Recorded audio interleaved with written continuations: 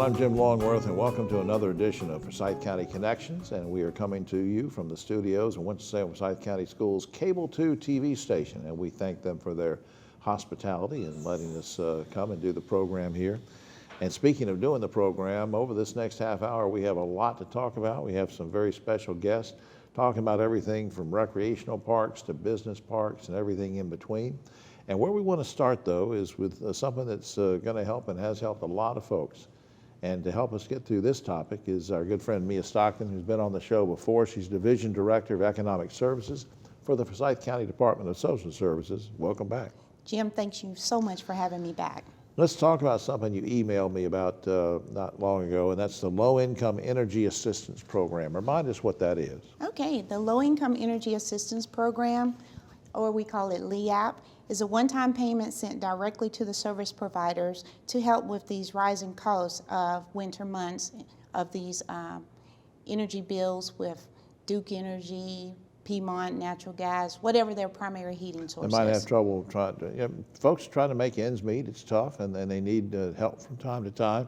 Why did you think it was necessary in this particular day and age? I know we're coming out of COVID and whatever. What's your gut feeling on why we needed this kind of program? So rising costs of inflation of all things, as everyone is aware, this program helps our low-income families with the one-time payment for those heating costs, and so we're very excited that we can offer such a program. Now, how do folks apply for this? Now, help me understand, because it's one thing to go online or call a phone number, but they might think, well, wait a minute, I saw you doing this TV segment, but I don't know if I qualify. And I mean, how do they apply? Absolutely. So, Jim, times have changed, so you can apply multiple ways now. You can apply online at epass.nc.gov. Definitely, you can call by just making a phone call to us at 336-703-3800. All right, now I'm a slow writer. Tell me that number again. 336-703-3800. Okay. Or you may come into the agency.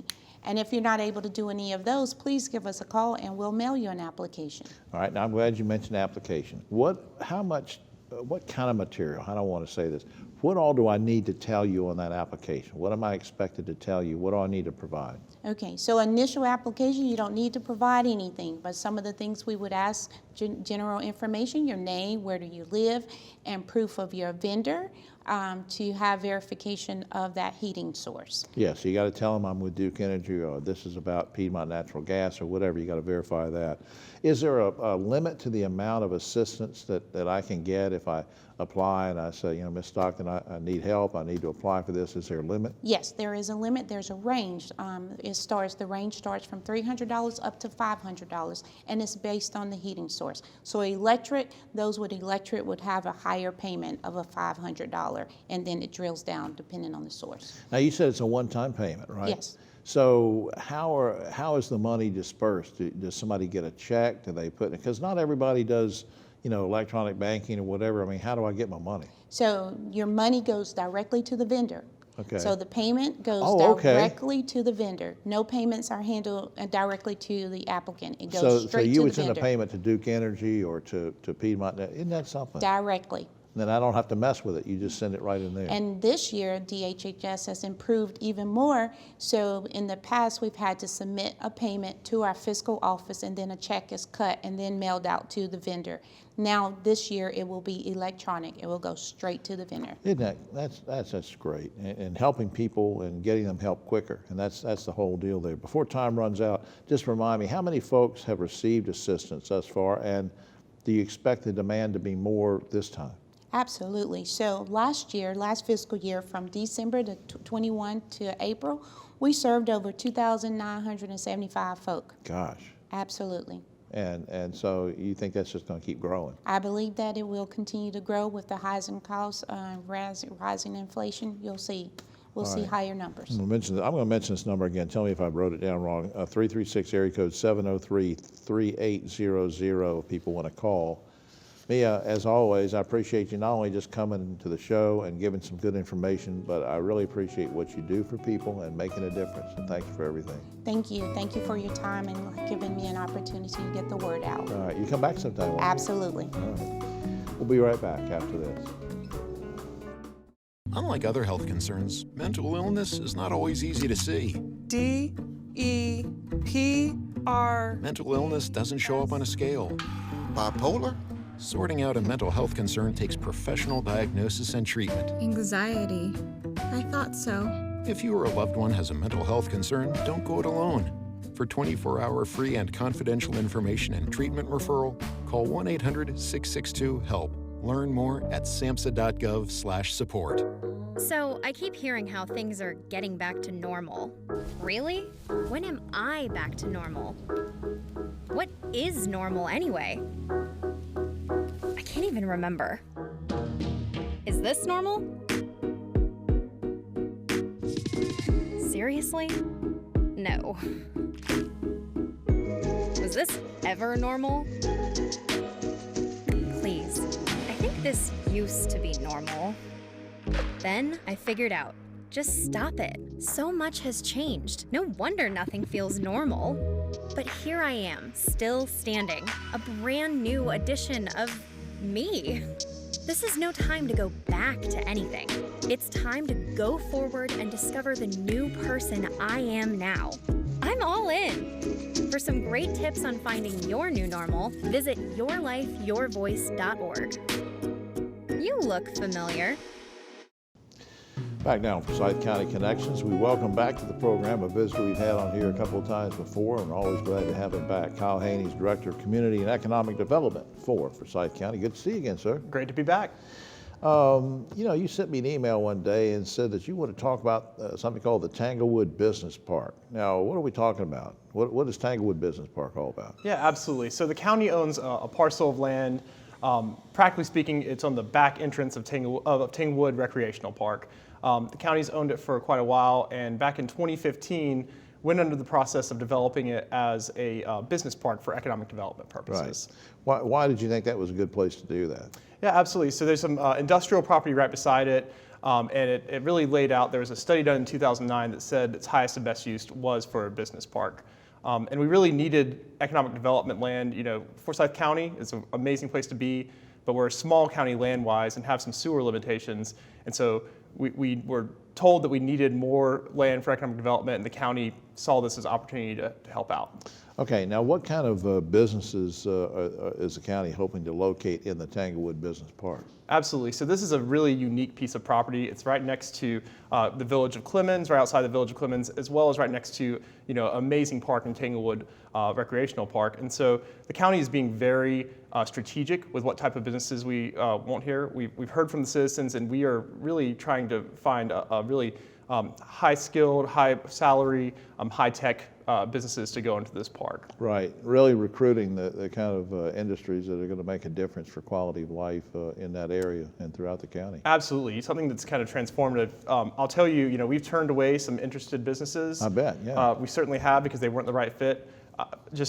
No names, but a couple of different industries that we have talked to is corporate training facilities or pharmaceutical research and manufacturing, things that are going to pay really well and have high quality jobs. Absolutely. Now, how far along is development on this project, and what are the next steps? Absolutely. So we've completed a sewer lift station that would provide sewer access to the property, and right now we're under contract to develop an entrance off of Vitals Road into the park. Now it'll just be a stub entrance, and if you go there now, it's a lot of wooded area.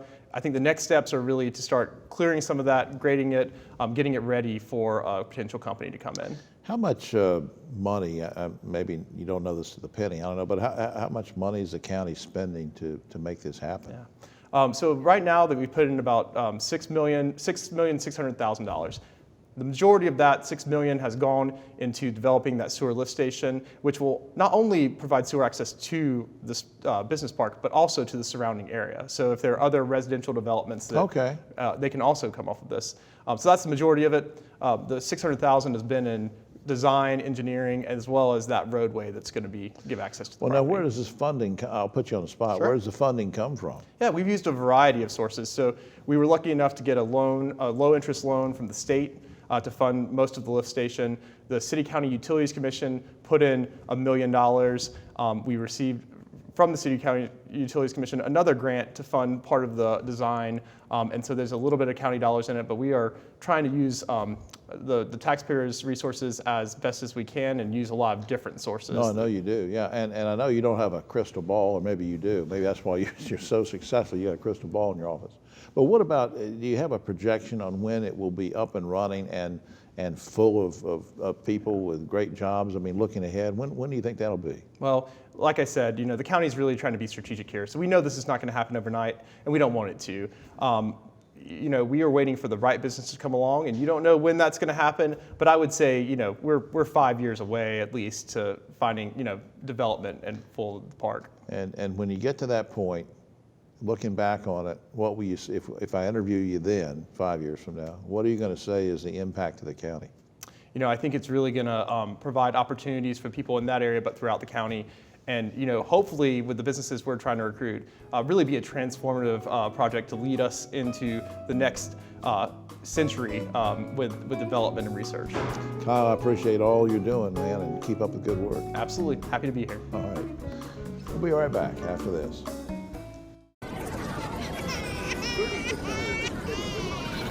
This is what too much sounds like.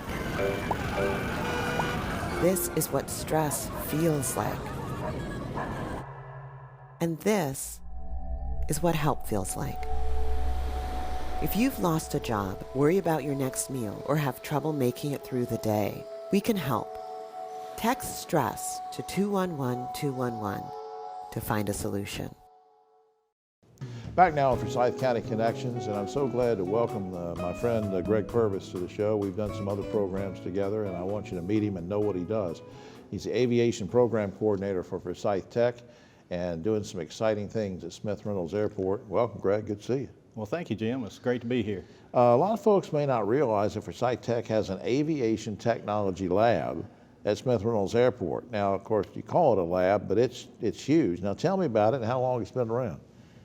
Yes, it is a very large lab, and we're glad to be in it. We actually opened the door for students January of last year, and so now we actually have around 31 students going through our program right now. Right, and when we talk about the size of this thing, I mean, you could get, somebody told me you could get up to like 8 aircraft stored in there or something, is that right?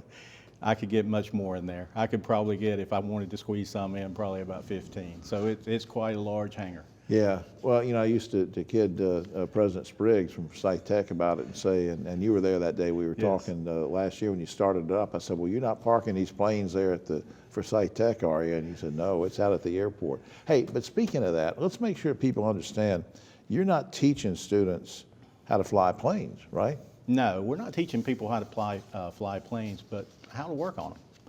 And so it's a technician program. And it's a 2-year program, and the student comes in and basically they learn how to do everything, fix everything on the aircraft, from the airframe outside to the engines itself to the avionics. So anything on that aircraft, they will be able to fix and go directly into an employer and be able to fix their aircraft. So important to keep those, from a safety issue. Yes. and teaching that above all else. Yeah. I'll get back to the thing, I don't want to skip over what you just said about going to work for somebody. I want to come back to that in a second. But what's the ratio of classroom work to, say, hands-on? Just give me an idea. It's probably around 40% classroom, the 45% classroom to, around 50 to 55% lab. So it's back and forth. So you get you got to know the theory, and so you learn the theory, and then you go in the lab and you actually exercise those, get the hang of how to do certain labs and when you're. All right, I want to circle back now to the thing about training and jobs. And so go back and give me another example of a skill somebody can learn there. Well, there's 43 subjects that we teach, and that's from electricity to working on the aircraft as far as composites.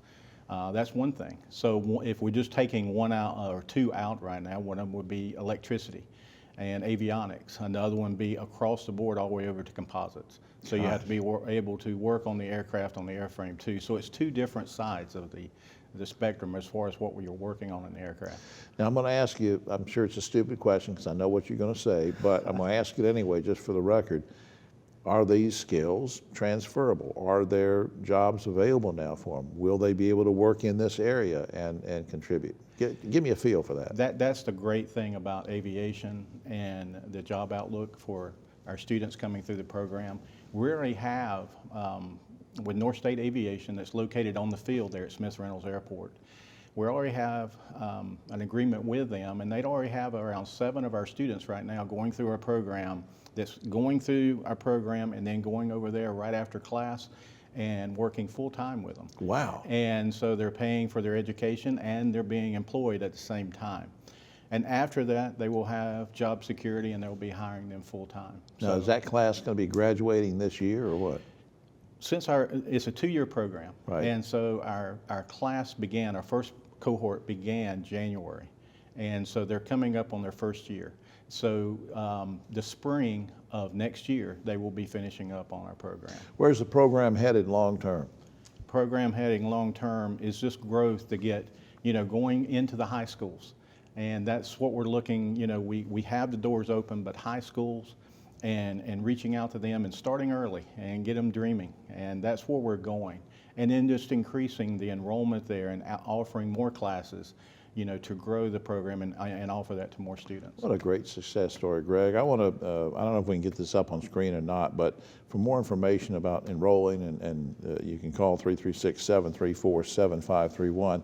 Also, I think you told me I can put up your email address, or just mention your email address, gpurvis@forsythtech.edu. That would be great. I appreciate it. And do that. But I just appreciate all you're doing to strengthen the economy, get the kids interested in aviation, and keep it going. Thanks, Greg. Well, thank you. Thank you for having me. All right. We'll be right back after this. What do you think you're doing, Kevin? Was just gonna drive home. There are several warning signs present that you shouldn't be driving. Like hearing voices? Like your text-to-emoji ratio? Oh man, the selfies. Selfie, nailed it. We all have warning signs that let us know that we're probably not okay to drive. Mine is pretending to be your subconscious. Greg, come on man, let's put a ride home.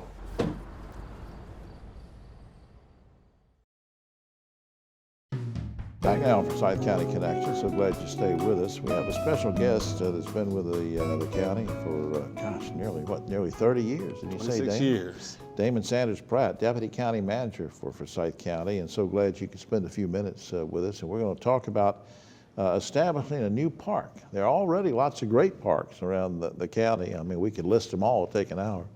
But you want to talk about establishing a park at Belews Lake. Now, I guess the question is, why do you want to do that, and what's it all about? Sure. So back in 2009, the county did a study on recreational facilities in Forsyth County based on the number of residents that we had here. And so at that time, we had about 17 acres per 1,000 residents.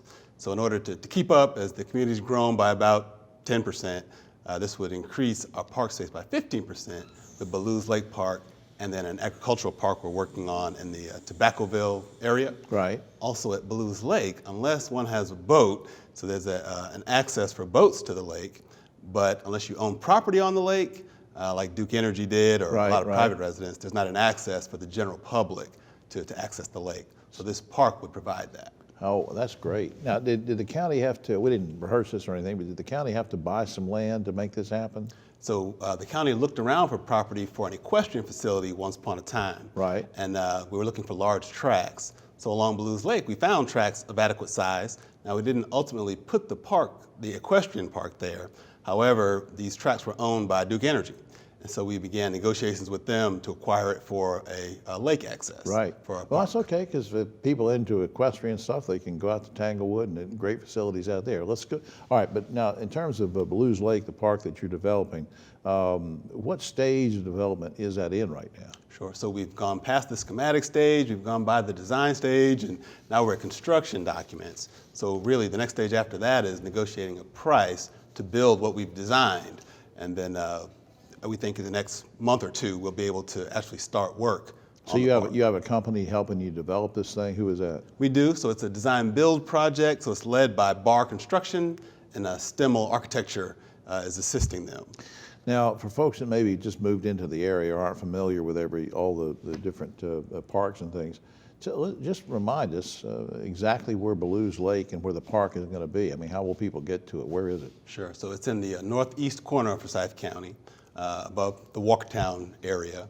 It'll be accessed by Guilford County residents, Stokes residents, as well as Forsyth County residents. So it got a lot of support, in our region for a park in that area. All right. Now, the big question is, when it's finished, what kind of amenities, activities will it have for folks? So the county really focuses on passive parks.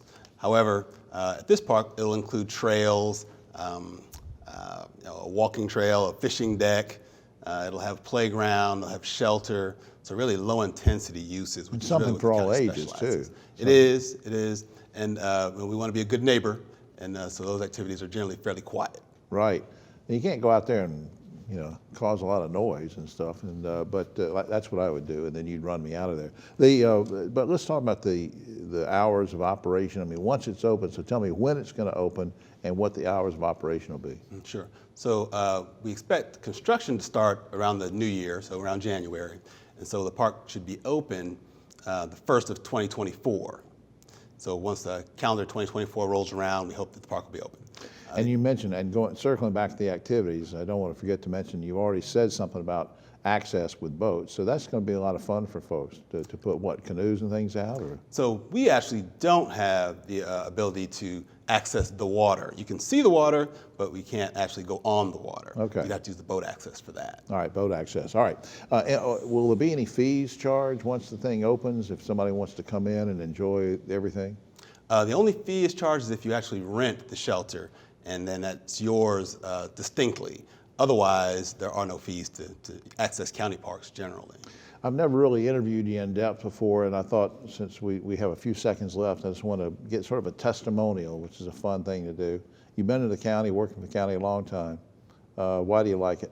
Sure. So it's an opportunity to help your fellow citizens, your residents, your family, your friends.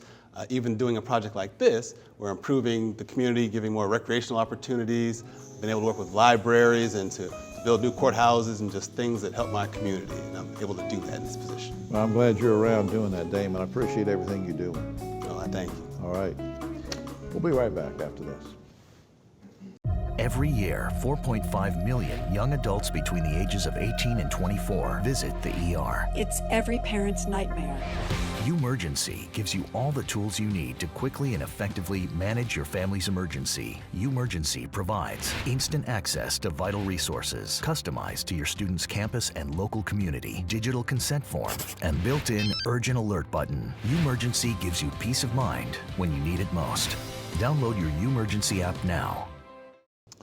Back now on Forsyth County Connections. I'm excited about talking to this gentleman. First of all, I already know him, so I'm not going to pretend that I don't. He's sort of a legend in this area and communications and that kind of thing. But I've also never interviewed anybody on this show who actually started an entire department. So we're going to do all that in just a minute with Ed McNeal, new communications director for Forsyth County. Welcome to the show. Thank you. I appreciate it. This is a new department that I alluded to. How did that come about, and what will you be doing? Yeah, so it came about in this past budget process where County Manager Dudley Watts took a proposal to the County Commission and said, you all have been asking about creating a communications department, here's what it would cost, here are some of the ideas. They thought it was a good idea and they brought it forward, and as a part of that, you had to hire a communications director. And so they hired me. Good thing too. Yeah. So yeah, I'm excited to be here, and that's how it was created. Well, now how many folks will be in your department, and what kind of, as I say, what kind of communicating are you guys going to be doing? Right. Well, Forsyth County has been working on communications all this time. It really shouldn't come across as there was nothing going on. So there was a graphic designer, there was a writer, Todd Luck. Many people know that name. He's been around as a writer for quite a long time. Amber McClure is a web manager, and Tracy Doyle worked on the video side of things. Right. And so now we're all kind of in one space. Right. And what we'll do is we'll take video and photographs and bring along some strategy behind how do we get out and target specific people for specific measures in county government. So we'll do a lot of video, we'll do some paid media placement, and I think we're going to have a good time. I think it's a high calling to go out and communicate for government. Well, yeah, because people that they're paying taxes and working hard and trying to make ends meet, they want to know how first of all, how their tax money is being spent. Absolutely. And two, they want to know if there's some services that are available to them, how do I get them? Absolutely. And that's that whole communication thing. Yeah. Just brag on yourself for a minute, though, because I talked about you've been a legend in this area doing things. What kind of things have you been doing just for people that just moved into the area didn't know you? Well, I came here in 1999. Your wife hired me as a reporter to work at ABC 45 in 1999, and I did that for 3 years and went over and worked for city government for 4 years, creating a marketing effort for recreation and parks. And then I moved on and became the director of marketing and communications for city government for 17 years. City, That's right. And so I left that, started my own business over the summer, and then when I found out the county was offering this position and it was an opportunity to build a new department, I was too excited to pass that up. Man, so here I am. Yeah, you can't pass that up. Yeah. And what again? I ask you one more question real quick to brag on yourself, because I know you wouldn't do this unless I ask you. But what tools does somebody like you bring to a job like this that's really going to be effective? So I've spent a lot of my career being focused on being strategic. I don't want to spend any effort that won't yield success for my customer. I don't want to spend any dollars that won't yield and the success taxpayers for my are the customers. Absolutely, exactly. And so what I bring is a very strategic but comprehensive approach. I don't want to spend marketing monies or communication monies that reaches a lot of people when my customer needs a specific person. Right. And so I will plan to bring in things like very targeted social media. We'll bring in targeted items like postcards. I've had a project, one of the neatest projects ever was illegal dumping happening in a community. Yeah. And the customer wanted us to do some ads in the paper. And we said, well, no, let's do postcards to the people inside that area and say, hey, if you see this happening, let us know. Here's a number that you can call. Exactly. And what we thought happened was we might have actually mailed it to the dumper. Because what we saw was the illegal dumping stopped. Now you're going to target this stuff now. Yeah, so we'll do a lot of that and just be very aggressive at trying to make sure that the residents of Forsyth County know what their tax dollars are being spent on. I think that's great, and I appreciate you being here, and I don't want you to be a stranger to the show since you're sort of running the show now, so we expect to see you back here. So excited to be here. But I do want to thank everybody. First of all, speaking of communicating, back behind us you've seen through the whole show, connectwith.forsythcountync.gov. You can catch some of the episodes we've done and some other information. It'll take you to some other web portals. Of course, thank TJ and Kevin on the crew here at Cable 2 and their hospitality for having us here at the school system television station. And of course, Tracy Doyle keeps this thing running on the show and does the editing. And to our county manager, Dudley Watts, for being our executive producer, and all the folks involved in Forsyth County Connections. We'll see you next time.